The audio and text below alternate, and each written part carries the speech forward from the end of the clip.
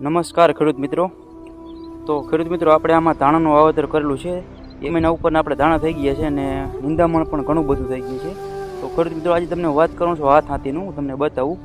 આમાં આપણે હાથ હાથી હાંકેલું છે, જે 3 દાંતનું આવે છે મોર પગું, તે હાંકેલું છે અને આમાં હાંકવાનું છે. તો હું તમને અત્યારે બતાવું કે હાંકેલામાં કેટલો ફેર છે અને નથી હાંક્યું એમાં કેટલો ફેર છે. અને એકદમ એક જ વ્યક્તિ સારી રીતે હાંકી શકે અને આપણે આમાં જે વિકાસ છે તે પણ સારો થાય છે અને એના સિવાય આપણે જે ખડ હોય છે તેનો પણ નાશ થાય છે. તમે જોઈ શકો છો.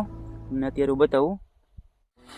તો તમે જોઈ શકો છો, આપણે આ હાથ હાથી હાલે છે અને એક વ્યક્તિ, સિંગલ વ્યક્તિ આપણે હાંકી શકે.